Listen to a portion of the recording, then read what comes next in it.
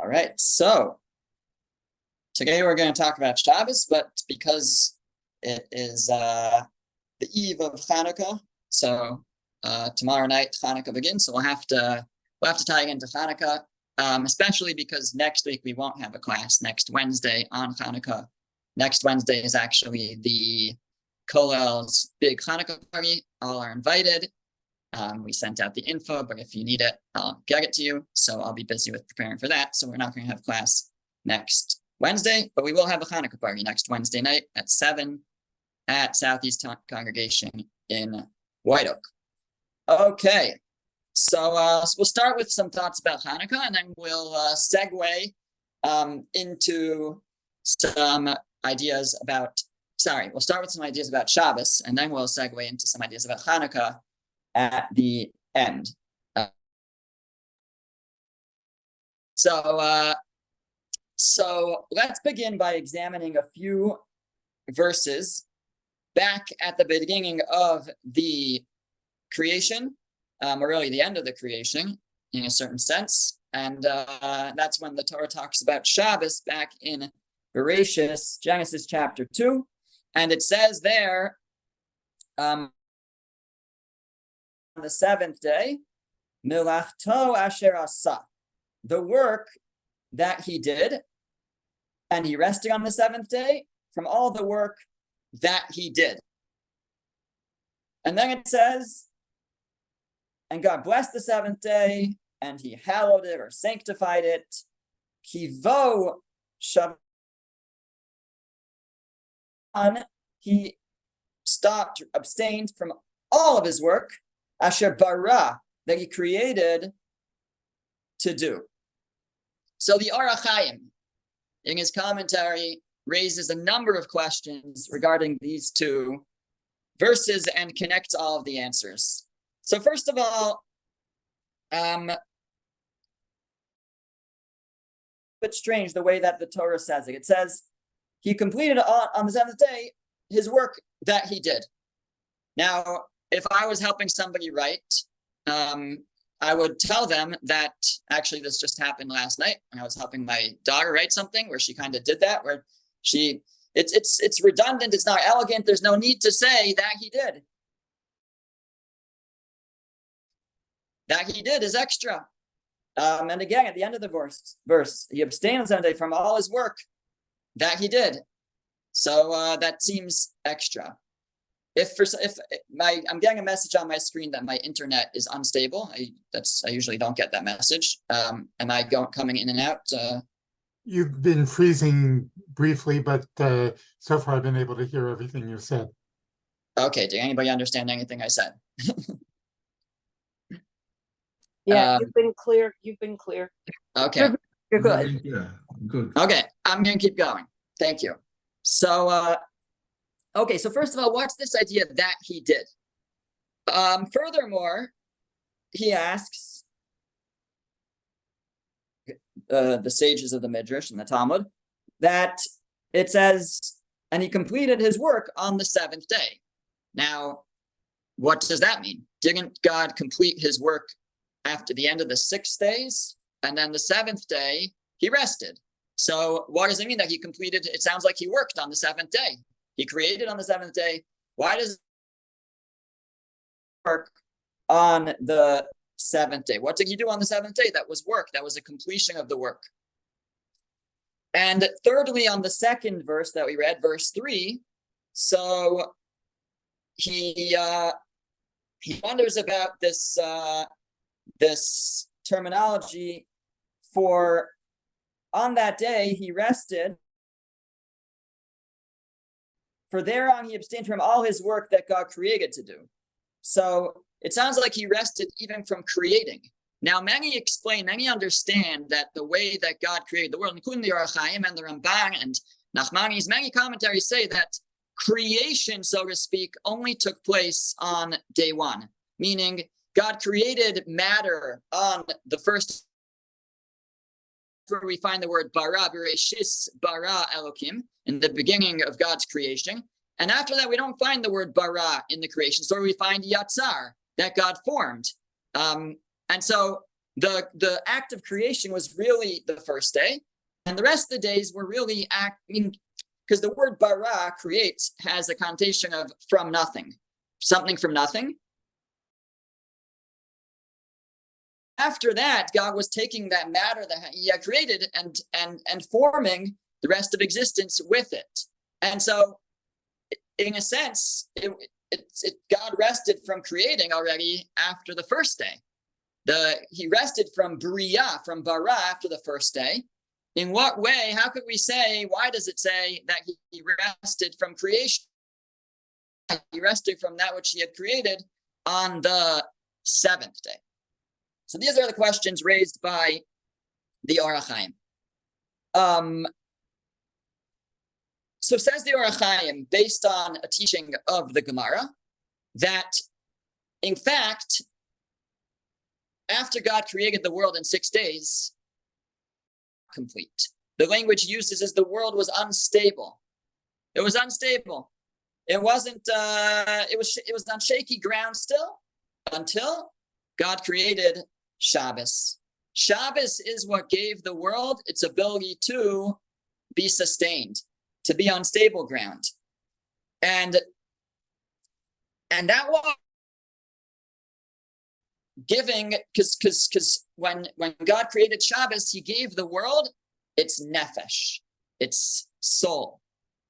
And the soul is what sustains everything. And so a person is alive so long as they have a soul.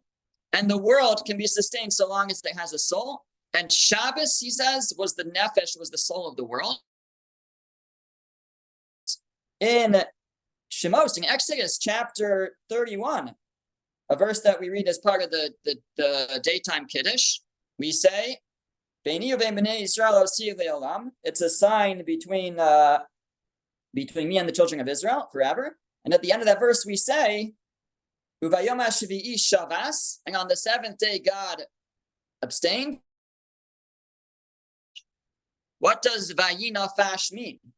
So here the translation says, and he rested. And there's different approaches to how to explain the word vayinafash. But the Or HaChaim says, vayinafash relates to the word nefesh. And the nefesh is one of the words for soul. It's a part of the soul.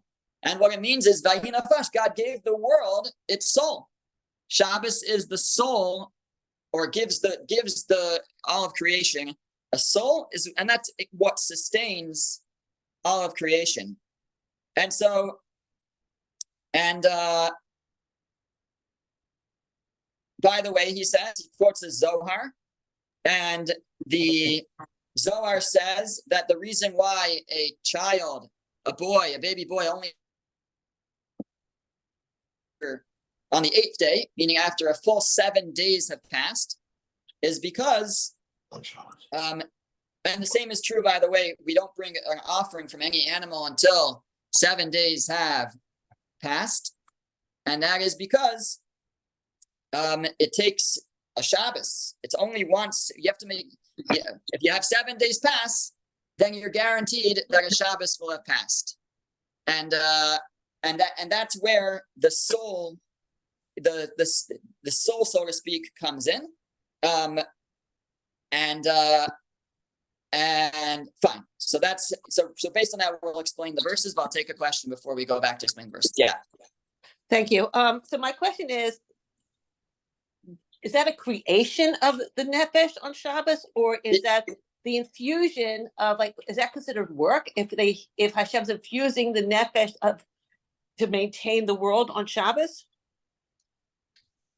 Okay, it's a fair question, and I would say that the Or HaChaim is learning that yes, that can be described as something that, in other words, it's an addition, right? It's something that's being added, that's being put into existence on that day.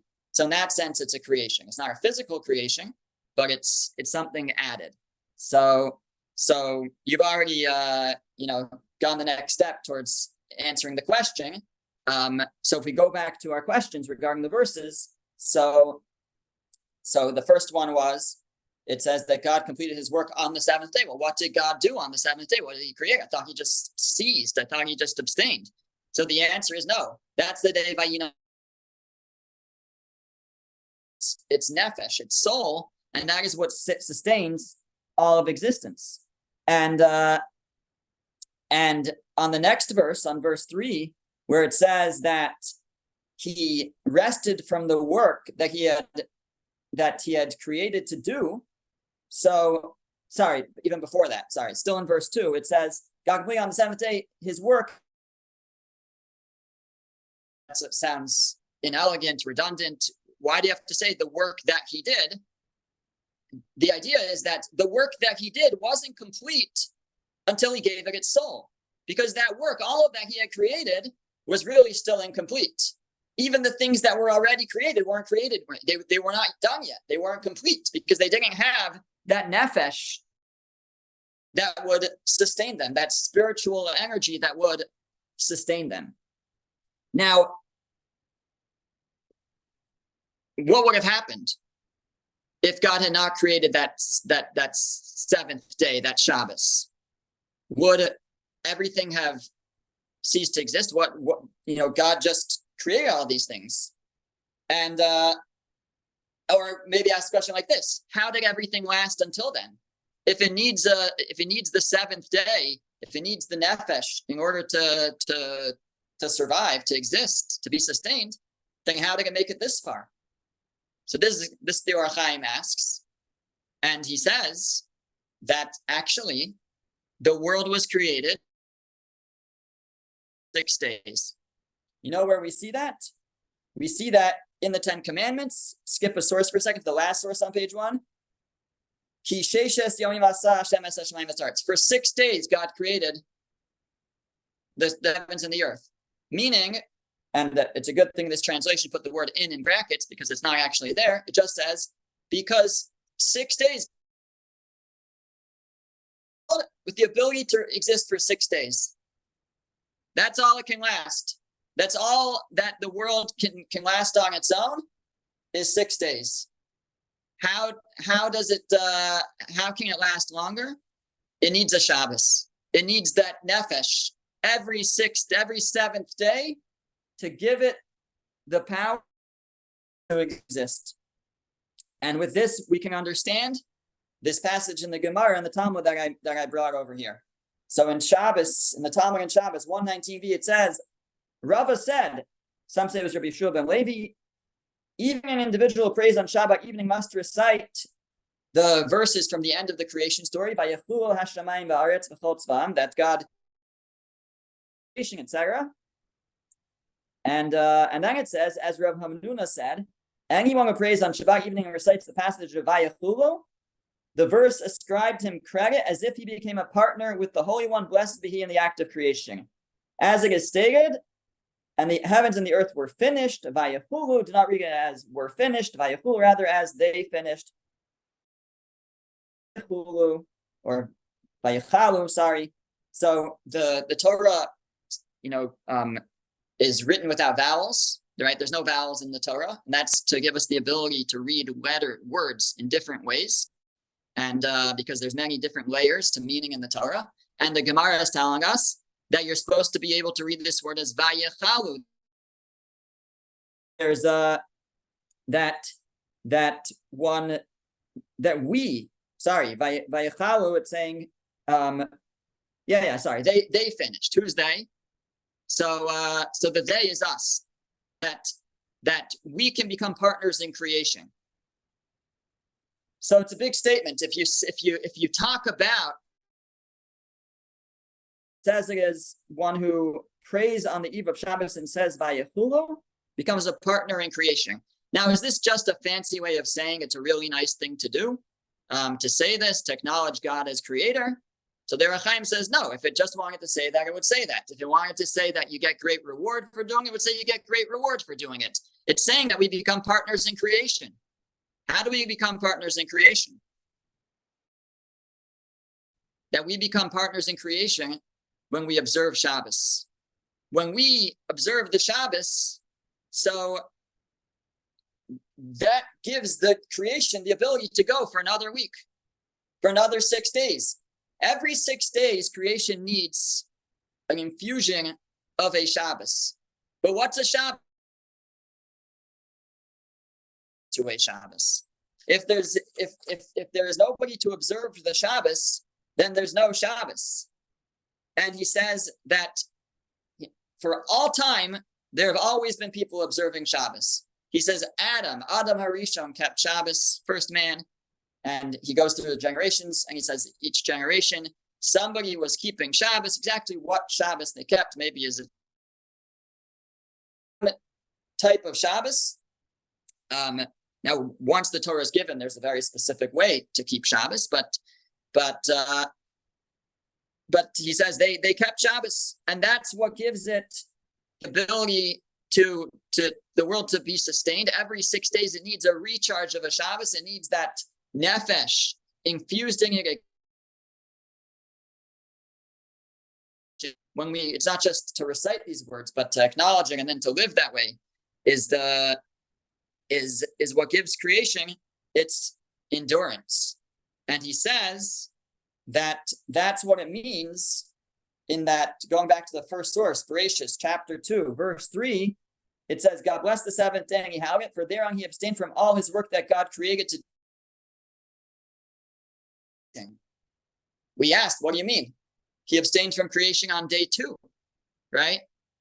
He didn't abstain from creation on day 7. All of creation, all of the ex nihilo, all of the yesh me'ayin, the something from nothing, was on the first day or after the first day. So that's when he abstained from creating, from bria. So why does it say that on the 7th day he abstained from creating? Because that if there's no Shabbos, then God would need to do a new creation. Because he only gave the world the ability to stand for 6 days.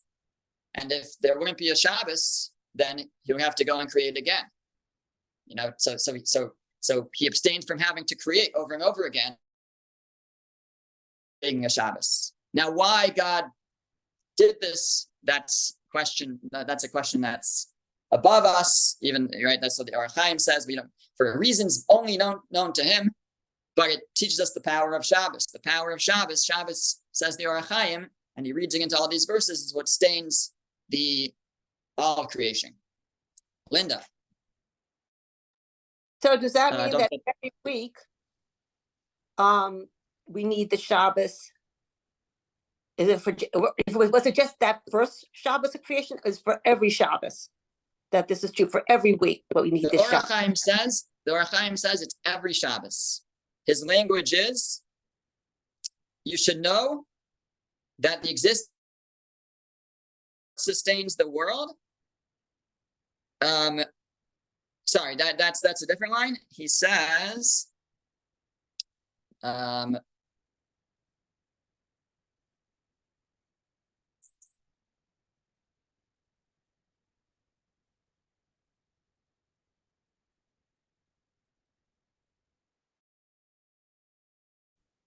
that God in his wisdom, again, for reasons we don't necessarily understand, but God created a day that day influences and gives nefesh, gives soul to the world exactly enough to sustain it for an additional 6 days.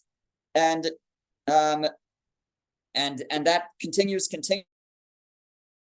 This day, the world would cease to exist.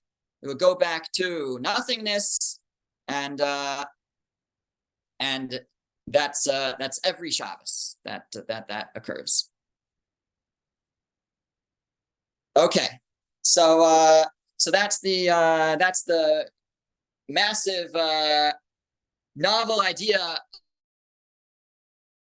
We infuse the world with its ability to be sustained. So I want to use, or just maybe go from there and talk a little bit about something I started to talk about last week, just referenced it, and that is the relationship of Shabbos and the number 7. So just to point out something fascinating, and we talked about this when we talked about the secrets of Lashon HaKodesh, of the Holy Hebrew language, and that is as follows. If you look on the source sheet, page number 2, so I've highlighted a few things that we associate with Shabbos, and that those are a candle, which is called a ner, challah, fish. It's customary to eat fish on Shabbos. Many have the custom dag, meat, basar, and many have the custom to have soup. I don't know if it's a real custom, but that's common. These are common things that you might find on a Shabbos table. So an idea attributed to the Vilna Gaon is this follows. Value, the gematria of each of these words. So let's go from the top. Ner is 250. Nun is 50, Resh is 200. So 250. If you then take the digits of 250, 2, 5, and 0, and you add them, it equals 7. You take wine, numerical value is 70. 7, 5 plus 30 plus 8 is 43. 4 plus 3 is 7. Fish, gematria 7. Meat, gematria 502. 5 plus 0 plus 2 is 7. And marak, gematria 340. 3 plus 4 plus 0 is 7. So those foods and those customs, the candle, these things that we engage with on Shabbos, they were created for Shabbos. They were created for this purpose, it seems. They all come back to that number 7 that is associated with Shabbos being the 7th day. Yeah, Chaya Miriam. Thank you, Rabbi. I just noticed that for the word wine, they didn't use agafen. Why the word geffen? Yes, I don't see, I mean, wine, this is another word, not geffen. Yeah, so geffen is the vine, but the word for wine is yayin. Yeah. 83 and 50, 133. My math is right. I'm going to work it out also. Is my math right? I think it is.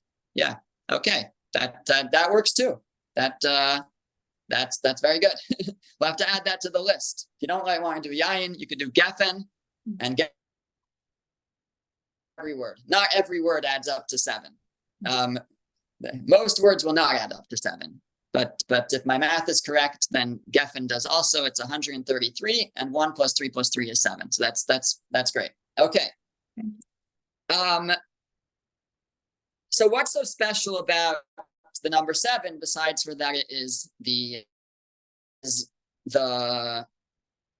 7th day of the week, which happens to be Shabbos.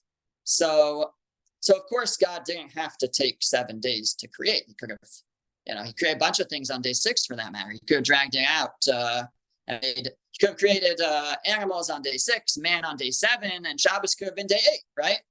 Why is Shabbos day? So the idea is that the number 7 represents completion in this world, because if you take a cube, 6 dimensions, so you have everything physical has 6 dimensions to it, and what holds everything together, what unites the whole thing, is the 7th point. And so the number 7 represents something that's complete, that has completion in this world.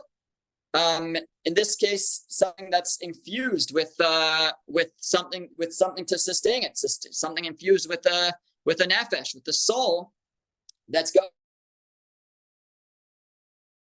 You see actually that the word sheva, or that root, the number 7 is sheva, shin vez ayin.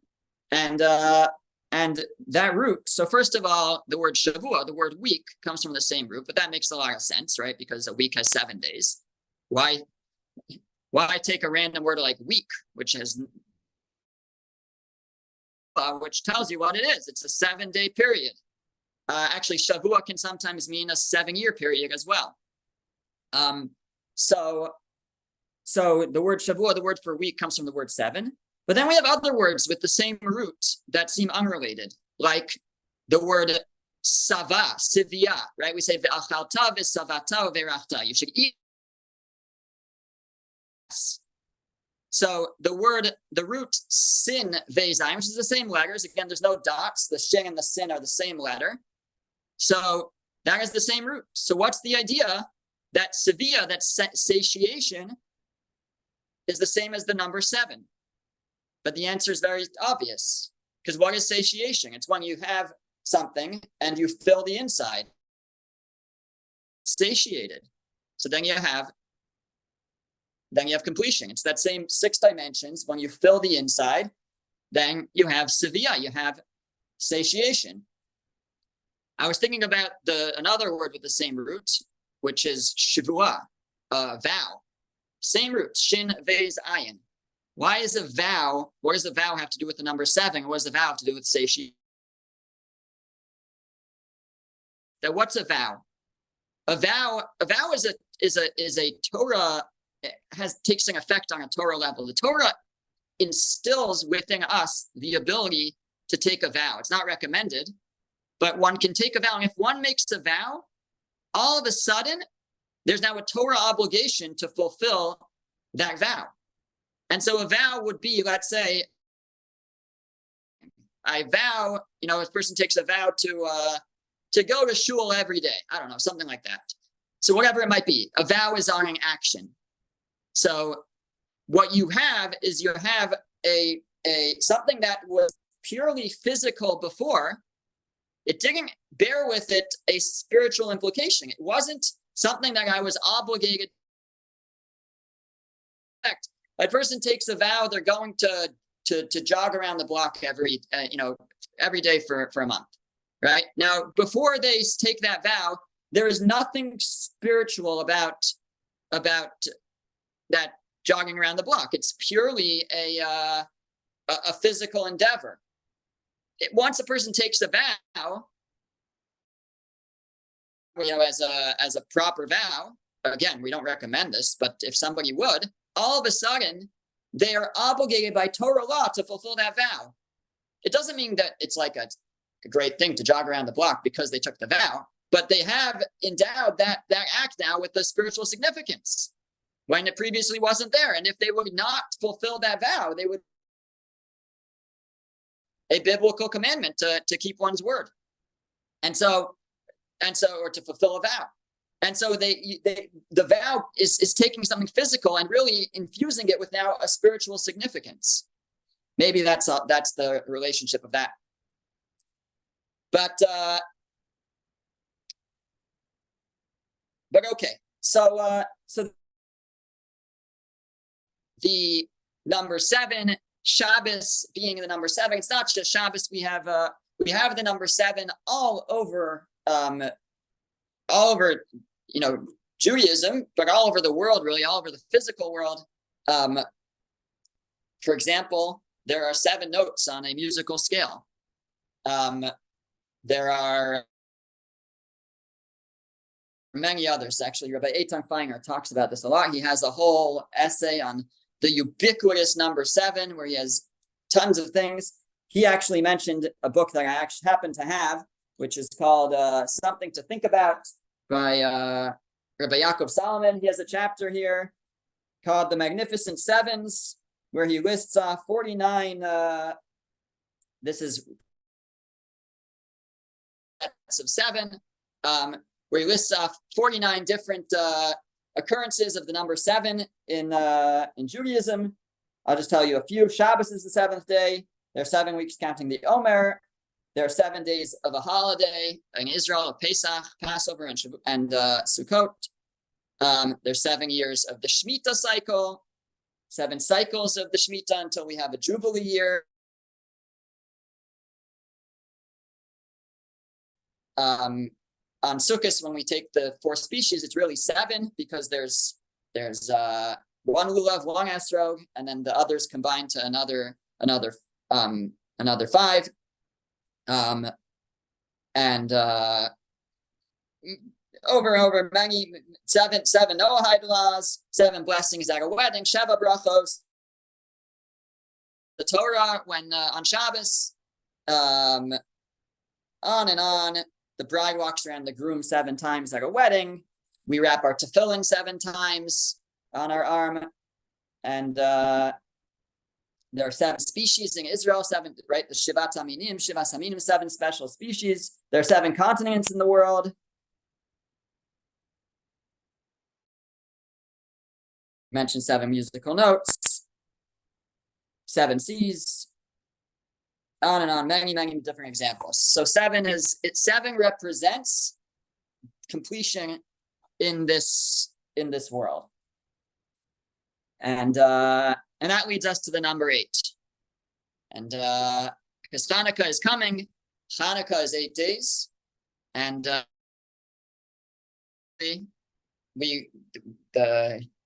the big question regarding Chanukah, they call it the Beis Yosef's question. Although Rabbi Yosef Karo, the author of Shulchan Aruch, he wasn't the first to ask it. Why is Chanukah 8 days? After all, the miracle of the oil, it lasted for 8 days, the oil, but the miracle was only 7 days because there was enough oil. Only 7 days. So why is Chanukah 8 days? So there are, of course, many, many answers to this question, but we'll talk about the number 8 and give an answer based on that. So it's really fascinating because we mentioned that number 7, Sheva, has to do with svia, with satisfaction, satiation. Now, what happens if a person so a person eats to the point of satiation, and then they keep eating, and day after day, they eat more and more and more. So what happens is the person becomes obese, right? So the number 8 in Hebrew is shmona, right? But the word for fat is shamein, shmena, the same root. The word for oil is shemen, same root, shin mem nun, shemen. What's oil? Oil is something that it gets squeezed out. It's that which there's no room for it inside, and it comes out.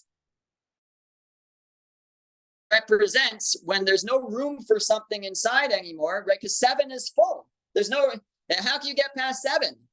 It has to get squeezed out if you're going to go past 7, right? There's no more room. It's satiated. It's full. So the number 8 represents, or we could say it like this: if number 7 represents completion in nature, full and going beyond nature. In fact, the Gemara says, the Talmud says that the harp in the temple has 7 strings, which makes a lot of sense because there are 7 notes on the musical scale. But the Gemara says, Mashiach, the harp is going to have 8 strings, which commentaries explain means there's going to be a new level of creation. There's going to be something new that comes into existence. There is no 8. If you play music and you try to go to an 8th note, you're just going to be at the first note of the next octave. It's going to be the same as the first note. You try to play H. If you're playing H, it's going to be an A, right? There's no such thing as an 8th note. It's just a new octave. But in the days of Mashiach, we're going to go beyond. There's going to be an 8th note. So what is Chanukah about? So Chanukah is about of course, I say these, but one central idea of Chanukah was a group of people who were completely outnumbered. There was seemingly no chance of victory for the Chashmonaim, for the Hasmoneans, and they rose up and they said, "We don't care. We're going to push ourselves to try to do that which within nature is not possible. For a small group like them to overcome the massive Greek empire." And they pushed themselves. And they pushed themselves beyond their limits. They went past 7, past the limitations of a person bound beyond until the 8th level. How fascinating, Rabbi Feinger points out, that they're called the Chashmonaim. Let's break that down. Chashmonaim, the letter starts with the letter Ches. What's Ches? Ches is 8, right? And what does the rest of that word sound like? Shmonaim. The 8 eights, right? The Shmonaim, the number Shmona, right?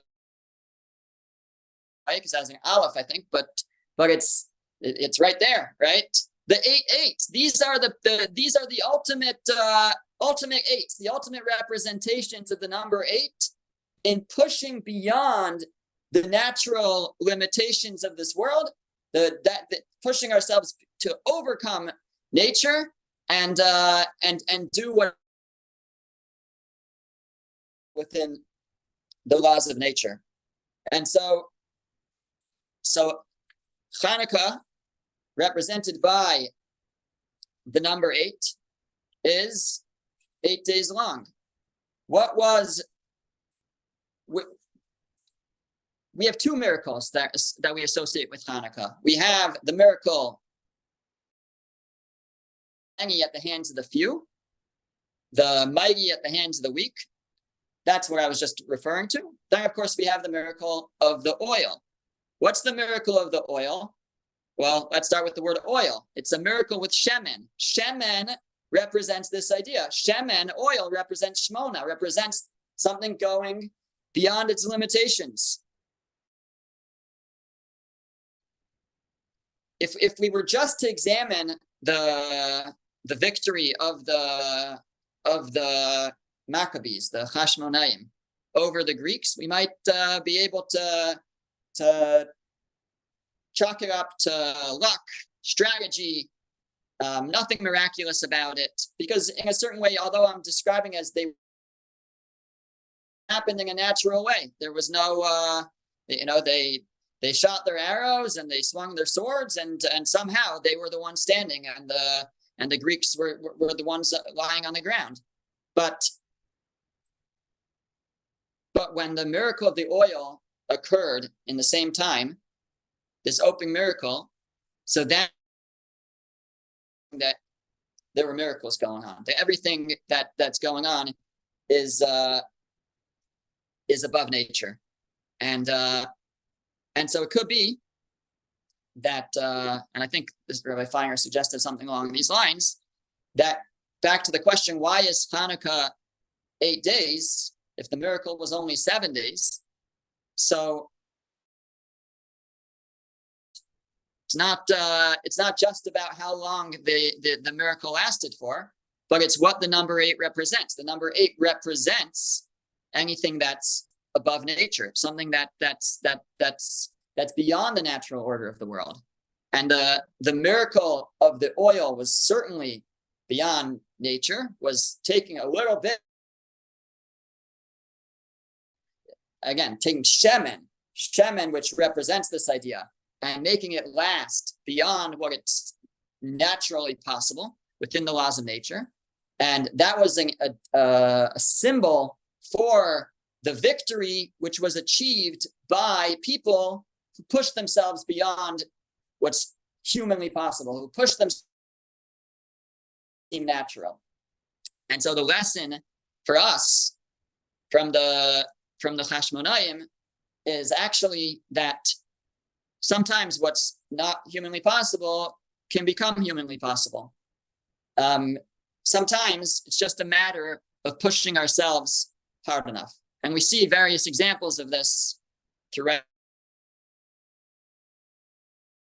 Jacob rolls a rock off of a well that a whole group of people is unable to push, right? So, but the answer, how did he do it? So the answer is that if a person pushes themselves hard enough, then they all of a sudden could become capable of things that seem humanly impossible. And just as a metaphor from that, right? Sometimes we encounter rocks in our lives over wells where we can't access that which we need to access. There's something blocking, right? And we wonder how we can overcome. But sometimes it's just a matter of pushing through, even if something seems impossible. Push ourselves, and God helps us. God makes miracles, and it becomes possible. And that is really what the Chashmonaim, the Maccabees, did in the time of Chanukah. They were facing an impossible situation. The Greeks were persecuting the Jewish people, not allowing them to observe this or do circumcision, do bris milah, which, by the way, is on the 8th day also. And they said, we can't tolerate this. We have to do whatever we need to do. And they pushed themselves beyond what's naturally possible. And God helped them, and they achieved. Represents this idea that the number 8 is the Shmeinah. It's something that when there's no more room within nature for something, it's something that's above nature, and we commemorate that. We symbolize that by having 8 days of Chanukah. Okay, well, hold there. Take questions. Thank you, Rabbi. Thank you, Thank you, Rabbi. Rabbi.